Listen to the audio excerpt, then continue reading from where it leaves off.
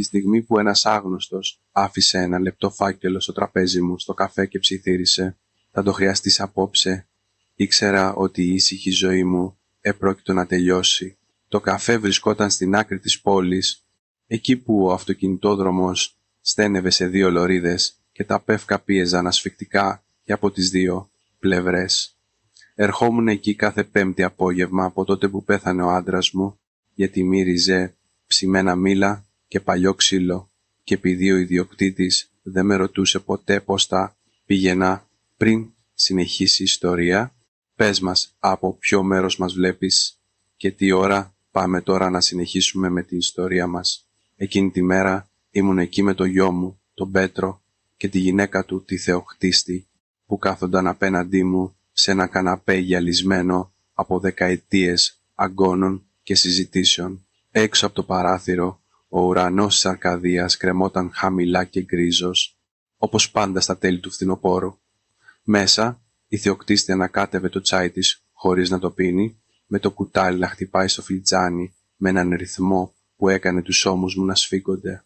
«Θα έπρεπε πραγματικά να σκεφτείς να μετακομίσεις σε κάτι μικρότερο, Αλίκη», είπε τελικά, με φωνή ανάλαφρη αλλά και προσχεδιασμένη. «Αυτή η γη είναι υπερβολική ευθύνη για ένα άτομο τώρα». Ο Πέτρος έγνεψε γρήγορα. Είχε τα μάτια του πατέρα του, αλλά καθόλου τη σταθερότητά του. «Απλώς ανησυχούμε για σένα, μαμά. Η φόρη, η συντήρηση. Ο χειμώνας έρχεται ξανά». Χαμογέλασα, το ευγενικό χαμόγελο που είχα μάθει τον τελευταίο χρόνο. «Έχω ζήσει σε αυτή τη γη για 41 χρόνια», είπα. «Ξέρω πώς να τη φροντίζω». Η Θεοκτίστη αντάλλαξε μια ματιά με τον Πέτρο. Την έπιασα, γιατί οι μητέρες το κάνουν πάντα. Η ματιά που έλεγε «όχι ακόμα, αλλά σύντομα». Σηκώθηκαν για να πληρώσουν το λογαριασμό μαζί, σκύβοντας κοντά ο ένας τον άλλο, ψιθυρίζοντας με τον τρόπο που είχαν αρχίσει να κάνουν πιο συχνά τελευταία. Έμεινα καθισμένη, μαζεύοντας την τσάντα μου και διπλώνοντας τη χαρτοπετσέτα μου, όταν ένιωσα μια παρουσία δίπλα μου. Εμφανίστηκε τόσο ξαφνικά που τρόμαξα τόσο πολύ που παραλίγο να ρίξω το ποτήρι με το νερό. Η γυναίκα ήταν γύρω στα 50, ίσως και μεγαλύτερη, με σιδερένια γκρίζα μαλλιά πιασμένα σφιχτά στον αφιένα της. Το παλτό της ήταν σκούρο και βαρύ, υπερβολικά ζεστό για εσωτερικό χώρο, και τα μάτια της δεν περιπλανιόνταν ούτε ανοιγόκλειναν. Κλειδώθηκαν στα δικά μου, σαν να με έψαχνε όλη της τη ζωή. «Αλίκη», είπε. «Δεν είναι ερώτηση». «Ναι», απάντησα, με την καρδιά μου ήδη να χτυπάει δυνατά. Τοποθέτησε έναν λεπτό φάκελο στο τραπέζι ανάμεσά μας. Το δάχτυλό της έτρεμε ελαφρά καθώς τον άφηνε. «Θα το χρειαστείς απόψε», ψιθύρισε. «Ό,τι κι αν κάνεις, μην τον ανοίξεις εδώ». Άνοιξα το στόμα μου για να ρωτήσω ποια ήταν, πώς ήξερε το όνομά μου, τι εννοούσε, αλλά ήδη γύριζε την πλάτη της. Μέχρι να σηκωθώ, είχε φτάσει στην πόρτα και είχε γλιστρήσει έξω, καταπιεσμένη από την κίνηση των αυτοκινήτων και χαμένη. Έμεινα εκεί παγωμένη, κοιτάζοντας τον φάκελο, σαν να μπορούσε να εκραγεί. Ο Πέτρος και η Θεοκτίστη επέστρεψαν λίγα λεπτά αργότερα. «Όλα καλά, μαμά?» ρώτησε ο Πέτρος. «Καλά», είπα πολύ γρήγορα. Έβαλα τον φάκελο στην τσάντα μου πριν προλάβει κανείς από τους 2 να τον δει. Τα χέρια μου δεν σταματούσαν να τρέμουν. Η διαδρομή για το σπίτι μου πέρασε σαν θολούρα από στροφές του δρόμου και μικρές συζητήσεις για τον καιρό και τις τιμές των ακινήτων. Με άφησαν στην αρχή του χαλικοδρομού μου, αρνούμενοι την πρόσκλησή μου να μπουν μέσα. Παρακολούθησα το αυτοκίνητό τους να εξαφανίζεται και μετά στάθηκα εκεί, ακούγοντας τον άνεμο στα δέντρα, νιώθοντας ξαφνικά ότι με παρακολουθούν. Το σπίτι μου περίμενε στο τέλος του δρόμου. Παλιά λευκή επένδυση, πράσινες λεπτομέρειες, το ίδιο σπίτι που είχαμε βάψει μαζί με τον άντρα μου χρόνια πριν. Η γη απλωνόταν πίσω του, στρέμματα δάσους και καθαρισμένου χωραφιού που είχαν περάσει στην οικογένεια του συζύγου μου πολύ πριν παντρευτώ. Μέσα κλείδωσα την πόρτα, κάτι που δεν έκανα τακτικά πριν πεθάνει ο άντρας μου. Ο φάκελος βάραινε στην τσάντα μου, σαν να ήξερε ότι δεν ανήκε εκεί. Τον τοποθέτησα στο τραπέζι της κουζίνας και κάθισα απέναντί του για πολλή ώρα χωρίς να τον αγγίξω. Το σπίτι έτριζε απαλά, εγκαθιστάμενο γύρω μου. Έξω, το σούρουπο γινόταν νύχτα. Δεν ήξερα ακόμα ότι ο φάκελος θα με οδηγούσε σε μια αλήθεια θαμμένη βαθύτερα από τις ρίζες της γης. Ήξερα μόνο ότι για πρώτη φορά από τότε που πέθανε ο άντρας μου, φοβόμουν τους πιο κοντινούς μου ανθρώπους. Περίμενα μέχρι το σπίτι να βυθιστεί τελείως το σκοτάδι πριν αγγίξω τον φάκελο. Δεν ξέρω γιατί περίμενα. Ίσως ένα κομμάτι μου ήλπιζε ότι αν το αγνοούσα αρκετά θα έχανε τη δύναμή του. Ίσως φοβόμουν ότι μόλις το άνοιγα δεν θα υπήρχε επιστροφή. Έφτιαξα ένα φλιτζάνι τσάι που δεν ήπια και κάθισα στο τραπέζι της κουζίνας ακούγοντας το ρολόι να χτυπάει και τον άνεμο να πιέζει τα παράθυρα. Ακριβώς στις 8:47 πέρασα το δάχτυλό μου κάτω από το πτερίγιο του φακέλου. Μέσα υπήρχε ένα μικρό μπρούτζινο κλειδί τυλιγμένο σε χαρτομάντιλο και μια στενή λωρίδα από χαρτί, τετραδίου διπλωμένη μία φορά. Ο γραφικός χαρακτήρας ήταν τακτικός και προσεγμένος. 11:30, 2 το βράδυ. Απάντησε. Μην καλέσεις πίσω. Αυτό ήταν όλο. Κανένα όνομα, καμία εξήγηση. Ο λαιμός μου ήταν στεγνός, σαν άμμος. Κοίταξα το τηλέφωνό μου. 8:51, σχεδόν 3 ώρες αναμονής. Κλείδωσα κάθε πόρτα και παράθυρο, αν και τίποτα στη ζωή μου δεν είχε απαιτήσει ποτέ αυτό το επίπεδο προσοχής. Η γη γύρω από το σπίτι μου ήταν ήσυχη, όπως πάντα τη νύχτα, υπερβολικά ήσυχη. Ούτε φώτα αυτοκινήτων, ούτε φωνές, μόνο ο ήχος των δέντρων που κινούνταν στο σκοτάδι. Στις 9:30 προσπάθησα να αποσπάσω την προσοχή μου διπλώνοντας ρούχα. Στις 10 τα παράτησα και κάθισα πάλι στο τραπέζι, κοιτάζοντας το κλειδί. Ήταν παλιό, βαρύτερο από τα σύγχρονα κλειδιά, με μια φθαρμένη κεφαλή, λιασμένη από χρόνια χρήσης. Το γύριζα στην παλάμη μου, προσπαθώντας να φανταστώ τι θα μπορούσε να ανοίξει. Στις 11 έσβησα όλα τα φώτα εκτός από αυτό πάνω από τον νεροχύτη. Η κίτρινη λάμψη έκανε τις γωνιές της κουζίνας να φαίνονται πιο βαθιές και μακρινές. Το τηλέφωνό μου βρισκόταν στο τραπέζι με την οθόνη προς τα πάνω, σκοτεινή. 11:31. Η καρδιά μου άρχισε να χτυπάει τόσο δυνατά που την άκουγα στα αυτιά μου. Στις 11:32 το τηλέφωνο χτύπησε. Ο ήχος διαπέρασε το σπίτι, οξύς και ξαφνικός. Την άχτηκα τόσο δυνατά που η καρέκλα μου σύρθηκε στο πάτωμα. Η οθόνη δεν έδειχνε ούτε όνομα ούτε αριθμό. Το σήκωσα στο δεύτερο χτύπημα. «Παρακαλώ», είπα, και η φωνή μου δεν ακούγονταν σαν τη δική μου. Στην αρχή υπήρχε μόνο αναπνοή, αργή, ελεγχόμενη, κοντά στο μικρόφωνο. Μετά ακούστηκε μια φωνή, χαμηλή, παραμορφωμένη, σαν να φιλτράρεται μέσα από κάτι ηλεκτρονικό, αλλά αδιαμφισβήτητα οικία. «Αλίκη», είπε η φωνή, τα γόνατά μου λύγησαν. Είχα ακούσει αυτή τη φωνή για πάνω από 40 χρόνια σε κουζίνες και χωράφια και υπνοδωμάτια και νοσοκομεία. Την είχα ακούσει να ψιθυρίζει συγγνώμες και γέλια και υποσχέσεις. Ήταν ο άντρας μου. «Όχι», ούρλιαξε το μυαλό μου. «Αδύνατον». «Μην εμπιστεύεσαι τον Πέτρο», συνέχισε η φωνή. «Μην εμπιστεύεσαι τη θεοκτίστη και μην εμπιστεύεσαι την τοπική αστυνομία». Πίεσα το χέρι μου στο στόμα μου για να μην ξεφωνήσω. «Δεν είσαι ασφαλής εκεί που είσαι. Η γη είναι ο λόγος που τη θέλουν άδεια». «Ποιος είναι?» ψιθύρισα. Η φωνή μου έτρεμε. «Αυτό δεν είναι αστείο. Μια παύση, μια ανάσα». «Μακάρι να μπορούσα να σου πω τα πάντα», είπε η φωνή. «Μακάρι να μπορούσα να εξηγήσω, αλλά αν δεν το κάνω σύντομα θα με βρουν». Η καρδιά μου χτυπούσε δυνατά στα πλευρά μου. «Ο άντρας σου δεν πέθανε με τον τρόπο που σου είπαν. Αυτό που συνέβη δεν ήταν ατύχημα. Και αν τους αφήσεις να σε διώξουν, θα σβήσουν ό,τι άφησα πίσω. Θα σβήσουν ό,τι ψιθύρισα». Εκείνη τη στιγμή η γραμμή έκανε έναν βίαιο θόρυβο. Η φωνή κόπηκε. Μετά επέστρεψε για μια τελευταία πρόταση. «Η αλήθεια είναι κάτω από τα πόδια σου, Αλίκη, και έχεις πολύ λίγο χρόνο». Η κλίση τερματίστηκε. Έμεινα παγωμένη με το τηλέφωνο στο αυτί μου. Πολύ αφότου η οθόνη σκοτίνιασε. Το σπίτι φαινόταν διαφορετικό τώρα, φορτισμένο και εκτεθειμένο, σαν να είχαν λεπτύνει όλη η τύχη. Έλεγξα το αρχείο κλήσεων. Τίποτα, καμία καταγραφή της κλήσης, σαν να μην είχε συμβεί ποτέ. Αλλά τα χέρια μου έτρεμαν. Το στήθος μου πονούσε. Δεν κοιμήθηκα εκείνη τη νύχτα. Έμεινα καθισμένη στο τραπέζι της κουζίνας μέχρι την αυγή, παρακολουθώντας το πρώτο φως να σέρνεται στο πάτωμα γνωρίζοντας ένα πράγμα με τρομακτική σαφήνεια. Ό,τι είχε σκοτώσει τον άντρα μου ήταν ακόμα ζωντανό και ήταν πιο κοντά μου από ό,τι είχα φανταστεί ποτέ. Ο Πέτρος επέστρεψε το επόμενο πρωί. Δεν τηλεφώνησε πρώτα. Ποτέ δεν το έκανε αυτό παλιά. Όταν ο άντρας μου ήταν ζωντανός, ο Πέτρος πάντα τηλεφωνούσε εκ των προτέρων, από συνήθεια ή σεβασμό ή ίσως από φόβο μην διακόψει κάτι σημαντικό. Τώρα μπήκε στο δρόμο του σπιτιού λίγο μετά τις 8, σαν το μέρος να του ανήκε ήδη. Στεκόμουν στον νεροχύτη όταν είδα το αυτοκίνητό του από το παράθυρο. Το πρώτο μου ένστικτο ήταν να κρύψω τον φάκελο και το κλειδί, αλλά σταμάτησα τον εαυτό μου. Αν φερόμουν φοβισμένη, θα το καταλάβαινε. Ο Πέτρος ήταν πάντα καλός στο να αντιλαμβάνεται την αδυναμία. Μπήκε μέσα κρατώντας 2 καφέδες και ένα σφιχτό χαμόγελο. «Καλημέρα, μαμά», είπε, τοποθετώντας ένα φλιτζάνι μπροστά μου. «Φαίνεσαι κουρασμένη». «Δεν κοιμήθηκα καλά», είπα ήρεμα.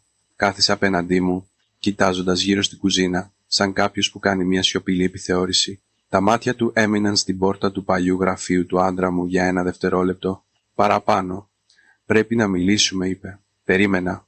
Η Θεοκτίστη κι εγώ συζητούσαμε την κατάστασή σου», συνέχισε. «Το ακίνητο, τα οικονομικά σου, την υγεία σου». Έσφιξα τα χέρια μου γύρω από τον καφέ, αλλά δεν τον ήπια. «Η κατάστασή μου». «Ναι», είπε απαλά. «Είσαι μόνη εδώ και πολύ καιρό. Αυτή η γη είναι ένα βάρος. Δεν χρειάζεται να αποδείξεις τίποτα πια». Να το πάλι. Οι ίδιες λέξεις, η ίδια προσχεδιασμένη ανησυχία. «Δεν είμαι βάρος στον εαυτό μου, Πέτρο», είπα, ξεφύσεις από τη μύτη του. «Μαμά, αυτό δεν είναι θέμα περηφάνειας. Είναι θέμα πραγματικότητας. Μόνο οι φόροι ανεβαίνουν. Η ασφάλεια, οι επισκευές. Αν συμβεί κάτι εδώ έξω, κανείς δεν θα το μάθει για ώρες». «Κάτι σαν τι?» ρώτησα. Δίστασε ακριβώς όσο χρειαζόταν για να γίνει η σιωπή βαριά. «Ένα ατύχημα», είπε τελικά. «Μια πτώση, ένα ιατρικό επεισόδιο». Η λέξη ατύχημα έκανε το στομάχι μου να σφιχτεί. Η Θεοκτίστη έφτασε 1 ώρα αργότερα, απροειδοποίητα. Δεν κάθισε. Έμεινε όρθια, κοντά στην πόρτα, κοιτάζοντας το τηλέφωνό της, σαν να είχε ήδη αργήσει για κάτι. «Πήρα την πρωτοβουλία να ελέγξω τους λογαριασμούς σου», είπε, σηκώνοντας επιτέλους το βλέμμα της. «Απλώς για να καταλάβω που βρίσκονται τα πράγματα». «Δεν είχες κανένα δικαίωμα», είπα. Χαμογέλασε ευγενικά. «Όσο πιο κοντινό συγγενής του Πέτρου έχει την υποχρέωση να γνωρίζει». Κοίταξα τον γιο μου. Δεν με κοίταξε στα μάτια. «Σύμφωνα με όσα βρήκαμε», συνέχισε η Θεοκτίστη, «δεν μπορείς να συντηρήσεις αυτόν τον τρόπο ζωής για πολύ ακόμα. Αντλείς από τις αποταμιεύσεις σου με ανησυχητικό ρυθμό». «Είμαι καλά», είπα. «Είσαι?» ρώτησε απαλά. «Γιατί σε μένα φαίνεται ότι η θλίψη θολώνει την κρίση σου». Ο Πέτρος έσκυψε μπροστά. «Μαμά, ίσως θα έπρεπε να μιλήσουμε για κυδαιμονία απλώς προσωρινά, μέχρι να σταθεροποιηθούν τα πράγματα». Το δωμάτιο σιώπησε εντελώς. «Κυδαιμονία», επανέλαβα.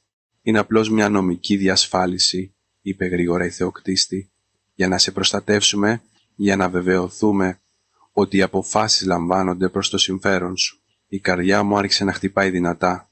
Η φωνή από την προηγούμενη νύχτα αντιχούσε στο μυαλό μου. «Μην τους εμπιστεύεσαι. Θέλετε τον έλεγχο», είπα ήσυχα. «Όχι προστασία». Η Θεοκτίστη αναστέναξε σαν να ήταν απογοητευμένη. «Αλίκη, σε παρακαλώ, δεν χρειάζεται να είναι δύσκολο. Αν συμφωνήσεις να πουλήσεις το ακίνητο και να μετακομίσεις πιο κοντά στην πόλη, όλα αυτά θα εξαφανιστούν. Και αν δεν το κάνω?» Ο Πέτρος κοίταξε αλλού. Η Θεοκτίστη απάντησε. «Τότε θα πρέπει να προχωρήσουμε χωρίς τη συγκατάθεσή σου». Ένα ρίγος με διαπέρασε. Πλησίασε, χαμηλώνοντας τη φωνή της. «Τα αγροκτήματα είναι επικίνδυνα μέρη, Αλίκη. Άνθρωποι της ηλικίας σου τραυματίζονται συνέχεια. Θα ήταν τραγικό αν συνέβαινε κάτι πριν λυθεί αυτό». Σηκώθηκα τόσο γρήγορα που η καρέκλα μου αναποδογύρισε. «Βγείτε έξω», είπα. Ο Πέτρος φαινόταν σοκαρισμένος. «Μαμά», ηρέμησε. «Βγείτε έξω από το σπίτι μου, τώρα». Έφυγαν μαζί. Η Θεοκτίστη ήδη μιλούσε στο τηλέφωνό της. Ο Πέτρος γύρισε να κοιτάξει πίσω μια φορά, με μια έκφραση που δεν αναγνώρισα. «Όχι ανησυχία», υπολογισμό κλείδωσα την πόρτα πίσω τους, με τα χέρια μου να τρέμουν. Για πρώτη φορά από τότε που πέθανε ο άντρας μου, κατάλαβα κάτι καθαρά, δεν ανησυχούσαν για μένα. Φοβόντουσαν αυτό πάνω στο οποίο στεκόμουνα και ό,τι κι αν ήταν θαμμένο κάτω από τη γη μου, είχε μετατρέψει την ίδια μου την οικογένεια σε ξένους, ικανούς να με καταστρέψουν για να το αποκτήσουν. Αφού έφυγαν ο Πέτρος και η Θεοχτίστη, δεν έκλαψα. Καθάρισα. Έπλυνα τα φλιτζάνια του καφέ που είχαν αγγίξει. Σκούπισα το τραπέζι. Σκούπισα το πάτωμα, σαν η τάξη να μπορούσε να με προστατεύσει από αυτό που ξετυλιγόταν. Όταν δεν υπήρχε τίποτα άλλο να καθαρίσω, στάθηκα στη μέση της κουζίνας και συνειδητοποίησα ότι η αλήθεια είχε εγκατασταθεί στα κόκαλα μου. Ο άντρας μου δεν είχε κάνει λάθος. Πήγα στο γραφείο του και έκλεισα την πόρτα πίσω μου. Το δωμάτιο μύριζε ακόμα αμυδρά κέδρο και λάδι μηχανής. Το γραφείο του βρισκόταν ακριβώς εκεί που το είχε αφήσει την τελευταία φορά που βγήκε από αυτό το σπίτι. Απέφευγα αυτό το δωμάτιο για μήνες, γιατί η θλίψη ζούσε εδώ. Τώρα κατάλαβα ότι ζούσε και κάτι άλλο. Άνοιξα την αρχαιοθήκη. Στην αρχή όλα φαίνονταν συνηθισμένα. Δηλώσεις φόρου ακινήτων, παλιά ασφαλιστήρια συμβόλαια, εγχειρίδια εξοπλισμού. Ανάγκασα τον εαυτό μου να επιβραδύνει, να κοιτάξει πιο προσεκτικά όπως έκανε πάντα ο άντρας μου. Τότε παρατήρησα τις ημερομηνίες. Αρκετά έγγραφα είχαν μετακινηθεί πρόσφατα, πριν από τον θάνατό του. Δεν είχαν αφαιρεθεί, απλώς είχαν αλλάξει θέση. Ένας άνθρωπος που προετοιμαζόταν όχι για να μην τον ανακαλύψουν, αλλά για να τον καταλάβουν. Βρήκα έναν λεπτό φάκελο χωμένο πίσω από τα χαρτιά του συμβολέου. Μέσα υπήρχαν τραπεζικές καταστάσεις που δεν είχα ξαναδεί. Αναλήψεις μετρητών, προσεκτικά κατανεμημένες σε μήνες, πάντα κάτω από το όριο που θα προκαλούσε ερωτήσεις και πάντα να τελειώνουν 2 εβδομάδες πριν από τον θάνατό του. Το στήθος μου σφίχτηκε. Ο άντρας μου μισούσε τα μετρητά. Πίστευε στα αρχεία και τις αποδείξεις. Αν έκανε αναλήψεις χρημάτων έτσι, ήταν επειδή δεν ήθελε να αφήσει ίχνη. Κάθισα και έκλεισα τα μάτια μου, αναγκάζοντας τον εαυτό μου να θυμηθεί. Τον τελευταίο χρόνο της ζωής του είχε αλλάξει, όχι με τρόπους που μπορούσα να εξηγήσω τότε. Ξυπνούσε τη νύχτα, έκανε μεγάλες βόλτες μόνος του, άρχισε να κλειδώνει τον αχυρώνα, ενώ δεν το είχε κάνει ποτέ πριν. Μια φορά τον είχα ρωτήσει τι συνέβαινε και μου είχε χαμογελάσει λέγοντας «Ανησυχώ υπερβολικά». Συνέχισα να ψάχνω. Στο κάτω μέρος του συρταριού βρήκα ένα διπλωμένο φύλλο κίτρινου χαρτιού. Το όνομά μου γραμμένο στην κορυφή με το γραφικό του χαρακτήρα. «Αλίκη, αν διαβάζεις αυτό». Δεν μπόρεσα να το σταματήσω όπως ήλπιζα. «Μην κάνεις ερωτήσεις εκεί που ακούνε αυτιά. Η αλήθεια είναι θαμμένη και η σιωπή ήταν το μόνο πράγμα που σε κράτησε ζωντανή». Τα χέρια μου έτρεμαν τόσο πολύ που αναγκάστηκα να αφήσω το χαρτί κάτω. «Θαμμένη». Η λέξη από τη τηλεφωνική κλήση αντιχούσε στο κεφάλι μου. Έψαξα τον υπολογιστή του στη συνέχεια. Μου πήρε περισσότερο από ό,τι περίμενα. Ήταν πάντα προσεκτικός με τους κωδικούς πρόσβασης. Δοκίμασα την επέτειό μας. Τίποτα. Δοκίμασα το όνομα του σκύλου. Τίποτα. Τότε δοκίμασα τη διεύθυνση του ακινήτου, του πρώτου που είχε ποτέ πριν παντρευτούμε. Η οθόνη ξεκλείδωσε. Το στομάχι μου σφίχτηκε.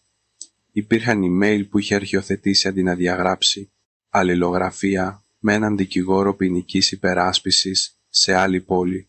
Σύντομα, φυλαγμένα μηνύματα, χωρίς λεπτομέρειες, μόνο επιβεβαιώσεις συναντήσεων και πληρωμών. Γιατί ο άντρας μου να χρειάζονταν ποινικό λόγο. Πήγα παρακάτω. Φωτογραφίες, νυχτερινές λήψεις της άκρης της γης μας.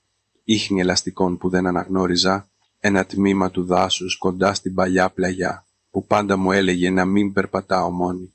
Θυμήθηκα τώρα τους καυγάδες, αυτό να επιμένει να μείνω μακριά από αυτό το μέρος του κτήματος, λέγοντάς μου ότι ήταν ανασφαλές χωρίς να εξηγεί το γιατί. Με προστάτευε και ότι είχε ανακαλύψει ήταν αρκετά σημαντικό για να τον φοβήσει και να τον οδηγήσει μυστικότητα. Έγειρα πίσω στην καρέκλα και κοίταξα το ταβάνι. Ο Πέτρος είχε μεγαλώσει εδώ. Ήξερε κάθε μονοπάτι, κάθε κοιλότητα, κάθε μέρος όπου κάποιος θα μπορούσε να κρύψει κάτι και να μην τον δει ποτέ κανείς. Η σκέψη με ανακάτεψε. Το τηλέφωνό μου δονήθηκε στην τσέπη μου. Ένα μήνυμα από άγνωστο αριθμό. Κάνεις το σωστό. Μην τους αντιμετωπίσεις. Ήδη παρακολουθούν. Κοίταξα την οθόνη μέχρι που σκοτίνιασε. Ο άντρας μου είχε αφήσει ένα μονοπάτι, όχι για να κατηγορήσει, αλλά για να επιβιώσω.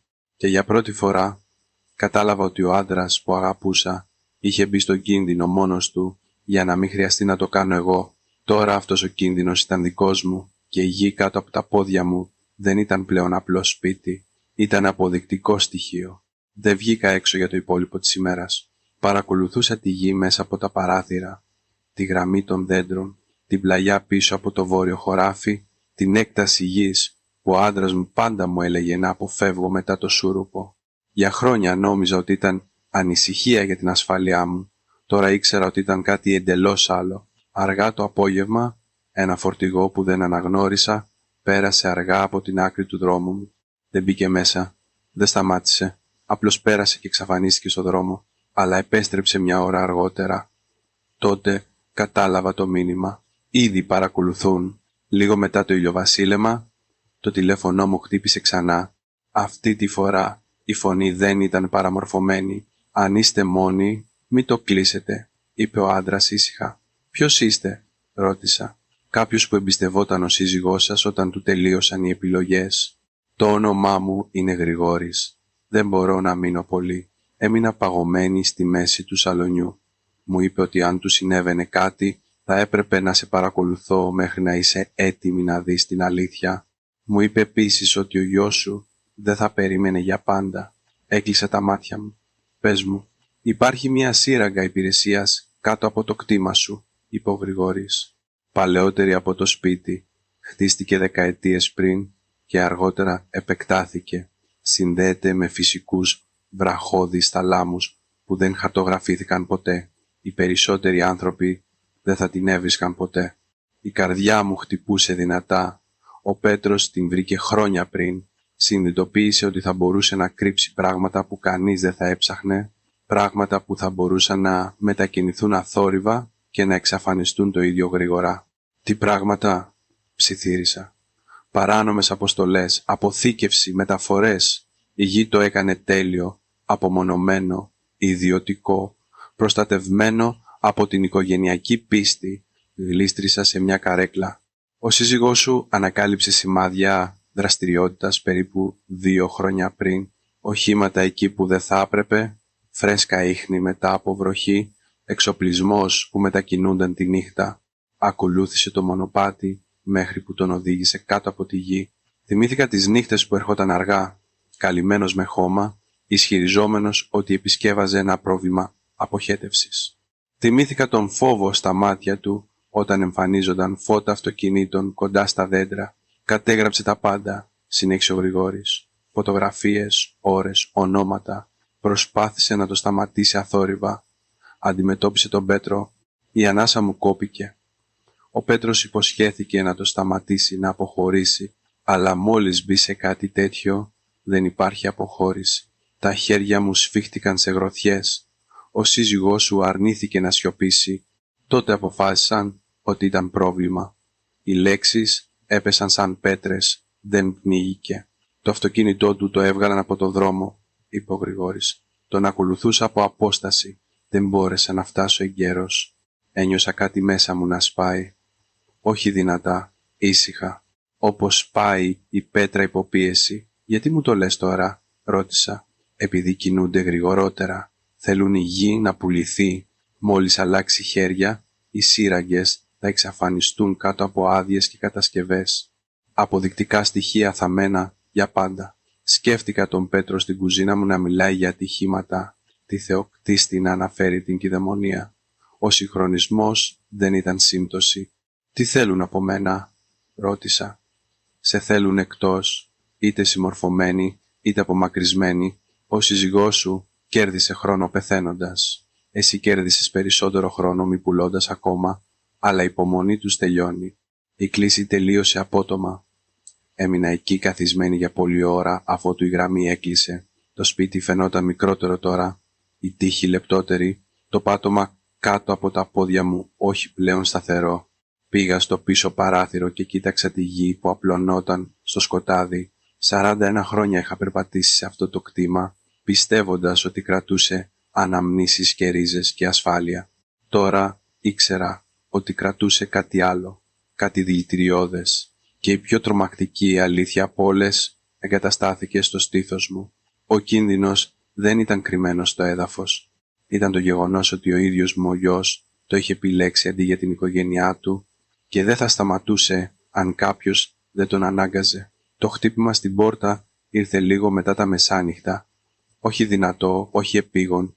3 αργά, σκόπιμα χτυπήματα που ακούστηκαν σε όλο το σπίτι σαν προειδοποίηση. Καθόμουν στο τραπέζι της κουζίνας με όλα τα φώτα σβηστά, ακούγοντας το βουητό του ψυγείου και τον άνεμο που κινούσε τα δέντρα. Όταν το άκουσα, δεν απάντησα. Το χτύπημα ήρθε ξανά, ακολουθούμενο από μια οικία φωνή. «Μαμά, ο Πέτρος είμαι, πρέπει να μιλήσουμε». Η καρδιά μου χτυπούσε τόσο δυνατά που ήμουν σίγουρη ότι μπορούσε να την ακούσει μέσα από την πόρτα. Έμεινα ακίνητη, μετρώντας τις αναπνοές μου, όπως μου είχε μάθει κάποτε ο άντρας μου κατά τη διάρκεια μιας καταιγίδας. Τότε μια άλλη φωνή ενώθηκε με τη δική του, ήρεμη, επαγγελματική, σχεδόν προσχεδιασμένη. «Κυρία μου, είμαι ο αστυνόμος Κώστας. Είμαστε εδώ για να δούμε αν είστε καλά. Η αστυνομία. Μην τους εμπιστεύεσαι», με είχε προειδοποιήσει η φωνή. Σηκώθηκα αργά και πήγα στο παράθυρο δίπλα στην πόρτα, προσέχοντας να μην ρίξω σκιά. 2 αυτοκίνητα ήταν σταθμευμένα στο δρόμο μου, του Πέτρου και ένα περιπολικό. Η θεοκτίστη στεκόταν κοντά στα κάγκελα της βεράντας, με τα χέρια σταυρωμένα, η στάση της άκαμπτη και ανυπόμονη. Άνοιξα την πόρτα τόσο όσο να μιλήσω. «Τι συμβαίνει?» ρώτησα. Ο Πέτρος έκανε αμέσως ένα βήμα μπροστά. «Μαμά, ανησυχούμε.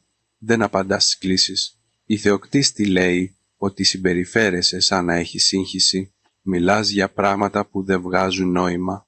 Η θεοκτίστη δεν το αρνήθηκε. Με κοίταξε στα μάτια και χαμογέλασε αμυδρά. Ο αστυνόμος Κώστας καθάρισε το λαιμό του. «Κυρία μου, λάβαμε μια αναφορά ότι μπορεί να βρίσκεστε σε κίνδυνο. Θα θέλαμε να μπούμε μέσα και να βεβαιωθούμε ότι είστε ασφαλείς». Τότε κατάλαβα ακριβώς τι έκαναν. Αυτό δεν ήταν ανησυχία. Αυτό ήταν απομάκρυνση. «Είμαι καλά», είπα. «Μπορείτε να φύγετε». Η φωνή της Δάφνης οξύνθηκε. «Αλίκη, σε παρακαλώ, μην το κάνεις πιο δύσκολο. Είσαι μόνη εδώ έξω. Έχεις περάσει ένα τραύμα. Μερικές φορές οι άνθρωποι δεν συνειδητοποιούν πότε χρειάζονται βοήθεια». Ο Πέτρος άπλωσε το χέρι του στην πόρτα. Την έκλεισα με δύναμη και την κλείδωσα. Οι φωνές άρχισαν αμέσως. Ο Πέτρος να χτυπάει, η θεοκτίστη να φωνάζει ότι ήμουν παράλογη, ο αστυνόμος να απειλεί ότι θα μπει με τη βία αν δεν συνεργαζόμουν. Το χέρι μου έτρεμε, αλλά το μυαλό μου ήταν ξαφνικά καθαρό. Έτρεξα, άρπαξα το παλτό μου και τον φακό που κρατούσε ο άντρας μου δίπλα στην πίσω πόρτα και γλίστρισα έξω από την αποθήκη, βγαίνοντας στην παγωμένη νύχτα. Ο αέρας έκαιγε τα πνευμόνια μου καθώς διέσχιζα την αυλή, κρατώντας χαμηλά, κινούμενη γρήγορα, προς τα δέντρα. Πίσω μου, η μπροστινή πόρτα άνοιξε με δύναμη. «Μαμά, σταμάτα!» φώναξε ο Πέτρος. Οι φακοί έκοβαν το σκοτάδι, τεμαχίζοντας το δάσος σε θράψματα φωτός και σκιάς. Έτρεξα πιο γρήγορα από ό,τι πίστευα ότι μπορούσε ακόμα το σώμα μου. Κλαδιά χτυπούσαν το πρόσωπό μου, ρίζες έπιαναν τα πόδια μου. Ήξερα αυτή τη γη. Την είχα περπατήσει για δεκαετίες. Το ήξεραν κι αυτοί, αλλά ο φόβος τους έκανε απρόσεκτους. Έφτασα στο ξέφωτο κοντά στην παλιά πλαγιά και έπεσα στα γόνατα δίπλα στο μέρος που ο άντρας μου είχε κάποτε αστιευτεί ότι ήταν καλό για να κρύβει θησαυρούς. Το έδαφος ήταν κρύο και σκληρό. Έσκαψα με τα χέρια μου, τα νύχια μου έσπαγαν, το δέρμα μου σκίστηκε μέχρι που τα δάχτυλά μου χτύπησαν κάτι συμπαγιές. Ένα δοχείο, πλαστικό, σφραγισμένο, βαρύ. Βήματα ακούστηκαν να τρέχουν μέσα από τους θάμνους πίσω μου. Άρπαξα το δοχείο και έτρεξα. Μια δέσμη φωτός με έπιασε και για μια στιγμή είδα το πρόσωπο του Πέτρου παραμορφωμένο από πανικό και οργή. «Δώσ' το μου, μαμά», ούρλιαξε. «Δεν καταλαβαίνεις τι κάνεις». Καταλάβαινα τα πάντα. Έτρεξα βαθύτερα στο δάσος, με τα πνευμόνια μου να ουρλιάζουν, την καρδιά μου να χτυπάει σαν τρελή, μέχρι που είδα φώτα στον παλιό δρόμο υπηρεσίας πέρα από τα δέντρα. Ένα αυτοκίνητο ήταν σταματημένο, με τη μηχανή αναμένη, η πόρτα του συνοδηγού ανοιχτή. «Μπες μέσα», φώναξε μια γυναίκα. Δεν δίστασα. Το αυτοκίνητο όρμησε μπροστά, καθώς έκλεισα την πόρτα, σφίγγοντας το δοχείο στο στήθος μου. Στο πίσω παράθυρο είδα τον Πέτρο να σταματάει, με το φακό να του πέφτει από το χέρι. Η γυναίκα που οδηγούσε δεν με κοίταξε. «Πέρασαν μια γραμμή απόψε», είπε ήσυχα. «Δεν υπάρχει επιστροφή τώρα». Κοίταξα τα σκοτεινά δέντρα που περνούσαν γρήγορα, γνωρίζοντας με απόλυτη βεβαιότητα ότι ό,τι υπήρχε μέσα στο δοχείο ήταν αρκετά ισχυρό για να καταστρέψει την οικογένειά μου και αρκετά ισχυρό για να σώσει τη ζωή μου. Η νύχτα κατάπιε το αγρόκτημα πίσω μας και μαζί της την τελευταία ψευδαίσθηση ότι αυτό θα μπορούσε ποτέ να λυθεί ειρηνικά. Δεν σταματήσαμε να οδηγούμε μέχρι που ο δρόμος τένεψε και τα δέντρα έδωσαν τη θέση τους σε άδεια. Χωράφια. Η γυναίκα μίλησε τελικά ξανά μόλις ήμασταν αρκετά μακριά ώστε τα χέρια μου να σταματήσουν να τρέμουν. «Το όνομά μου είναι Κλειό», είπε. «Δούλευα με τον άντρα σου τον τελευταίο χρόνο της ζωής του.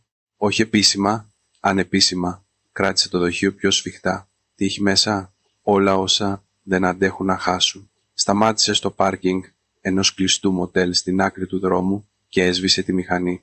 Η σιωπή αντιχούσε στα αυτιά μου. «Άνοιξέ το», είπε. «Αξίζεις να ξέρεις». Τα δάχτυλά μου έτρεμαν καθώς γύρισα τη σφραγίδα. Μέσα υπήρχαν στικάκια μνήμης σφραγισμένα σε πλαστικό, ένα μικρό σημειωματάριο τυλιγμένο σε αδιάβροχο ύφασμα και ένα διπλωμένο γράμμα με το όνομά μου γραμμένο με τον προσεκτικό γραφικό χαρακτήρα του. «Σύζυγό μου». Άνοιξα το γράμμα πρώτα. «Αγαπημένη μου Αλίκη, αν κρατάς αυτό, τότε απέτυχα να του σταματήσω. Λυπάμαι τόσο πολύ. Σου άφησα αυτό το βάρος, αλλά ήσουν πάντα πιο δυνατή από ό,τι πίστευες». Οι λέξεις θόλωσαν, καθώς τα μάτια μου γέμισαν δάκρυα. Η Κλειό μου έδωσε μια στιγμή και μετά μίλησε ήσυχα. «Κατέγραψε τα πάντα, την πρόσβαση στη σύραγγα, τις μεταφορές, τις πληρωμές και αποδείξεις ότι ο Πέτρος και η Θεοκτίστη συντόνιζαν τα πάντα». Ένιωσα ναυτία. Προσπάθησε να σε προστατεύσει, συνέχισε. «Ήξερε ότι μόλις μάθαινες δεν θα έκανες ποτέ πίσω». Σκούπισα το πρόσωπό μου. «Και τώρα τι γίνεται?»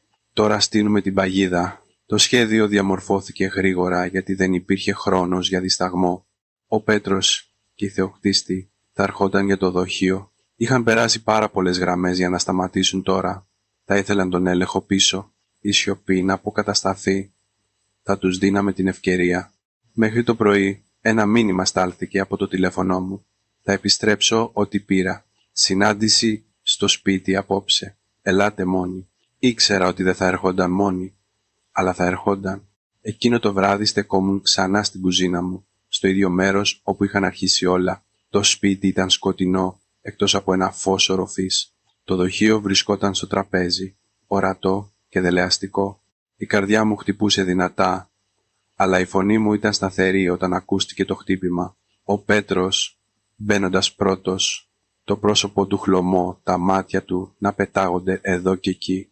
Η Θεοκτίστη τον ακολούθησε από κοντά, η έκφρασή της αδιάβαστη. Και πίσω τους ο αστυνόμος μπήκε ήσυχα, σπρώχνοντας την πόρτα. «Δεν έχεις ιδέα τι έχεις κάνει», είπε ψυχρά η Θεοκτίστη. «Κοίταξα το γιο μου.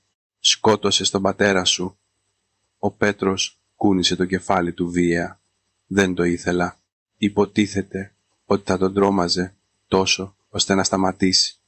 Τα μάτια της Δάφνης άστραψαν. Ήταν ένα βαρύδι. Αυτό ήταν όλο που χρειαζόταν η Κλειό. Τα φώτα άναψαν. Φωνές ακούστηκαν.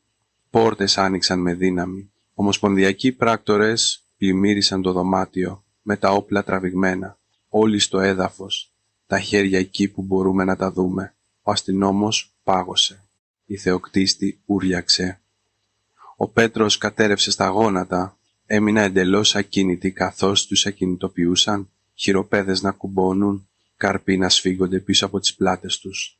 Ο Πέτρος με κοίταξε, με δάκρυα να κυλούν στο πρόσωπό του. «Μαμά, σε παρακαλώ». Ένιωσα κάτι μέσα μου να σκληραίνει, όχι σε μίσος, αλλά σε διάφια.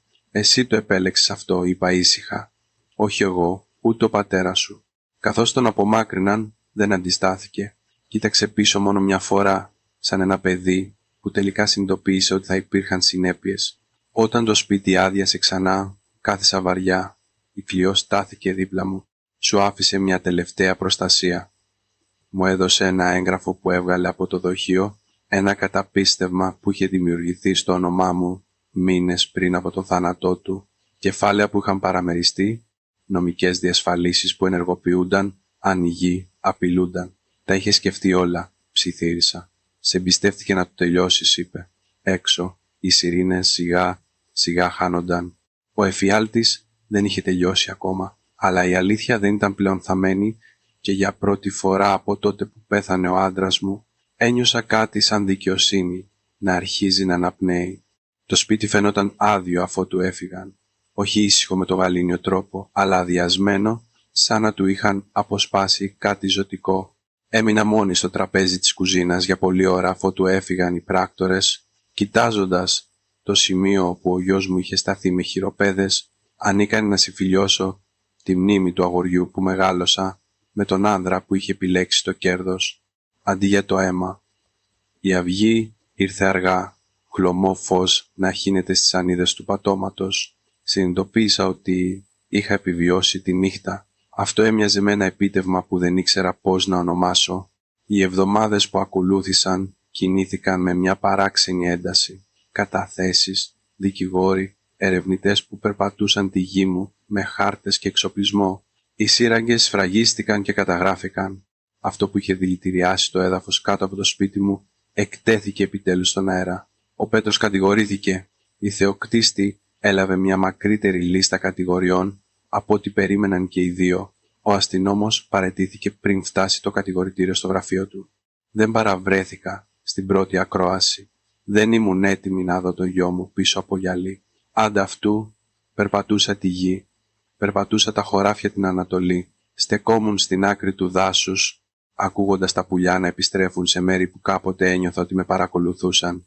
Έχωσα τα χέρια μου στο χώμα του κήπου και άφησα τη γη να μου θυμίσει ότι δεν είναι όλα όσα είναι. Θα μένα προορισμένα να παραμείνουν κρυμμένα. Ένα απόγευμα έφτασε ένα γράμμα από το δικηγόρο του συζύγου μου. Μέσα υπήρχε η επιβεβαίωση του καταπιστεύματος πως ο σύζυγός μου είχε δημιουργήσει ήσυχα μήνες πριν από τον θάνατό του. Αρκετά για να συντηρήσω το ακίνητο, αρκετά για να με προστατεύσω από το να με αναγκάσουν να φύγω, αρκετά για να επιλέξω το μέλλον μου χωρίς φόβο. Το ήξερε. Είχε προετοιμαστεί για αυτό το αποτέλεσμα, ακόμα και αν αυτό σήμαινε να αποδεχτεί το δικό του. Έκλαψα τότε, όχι από πόνο, αλλά από ευγνωμοσύνη. Με τον καιρό, το αγρόκτημα άλλαξε. Νίκιασα ένα μέρος της γης σε ένα νεαρό ζευγάρι αφοσιωμένο στη βιώσιμη γεωργία. Έκλεισα τις περιοχές που κουβαλούσαν υπερβολική μνήμη. Έμαθα ποια μονοπάτια μπορούσα να περπατήσω ξανά και ποια έπρεπε να αφήσω πίσω. Επισκέφτηκα τον Πέτρο μία φορά, μήνες αργότερα. Δεν μπορούσε να με κοιτάξει στην αρχή. Όταν τελικά το έκανε, δεν υπήρχε πια θυμός, μόνο λύπη. Δεν τον συγχώρεσα εκείνη την ημέρα, αλλά του είπα την αλήθεια. Ο πατέρας σου σε αγαπούσε μέχρι το τέλος, είπα, και εξαιτίας αυτής της αγάπης με εμπιστεύτηκε με αυτό που δεν μπορούσε να εμπιστευτεί σε σένα, την ευθύνη. Αυτό ήταν όλο που μπορούσα να δώσω. Όταν έφυγα από τη φυλακή, δεν κοίταξα πίσω. Η ζωή δεν επέστρεψε σε αυτό που ήταν. Έγινε κάτι άλλο, πιο δυνατό, πιο ήσυχο, δικό μου. Στα 67 μου έμαθα ότι η δύναμη δεν ανακοινώνει τον εαυτό της. Αποκαλύπτεται όταν δεν υπάρχει τίποτα άλλο στο οποίο να μπορείς να βασιστείς εκτός από τη δική σου κρίση και την προθυμία σου να σταθείς μόνος. Η γη είναι ακόμα εδώ, το ίδιο κι εγώ, και η αλήθεια που παραλίγο να μας καταστρέψει όλους τώρα βρίσκεται εκεί που ανήκει, όχι θαμμένη, αλλά γνωστή. Η πιο επικίνδυνη προδοσία δεν είναι αυτή που προέρχεται από ξένους, αλλά αυτή που μεγαλώνει σιωπηλά μέσα στην οικογένεια. Η σιωπή μπορεί να μοιάζει με προστασία, αλλά η αλήθεια είναι αυτό που μας κρατάει ζωντανούς. Και ανεξάρτητα από την ηλικία σου, η δύναμη δεν φθήνει. Μερικές φορές απλώς περιμένει τη στιγμή που χρειάζεται περισσότερο. Μοιραστείτε τις σκέψεις σας στα σχόλια. Σας ευχαριστούμε πολύ που ήσασταν σε ακόμα μία καθημερινή ιστορία μαζί μας. Ανανεώνουμε το ραντεβού για την επόμενη καθημερινή μας ιστορία αυτή της διπλανής πόρτας.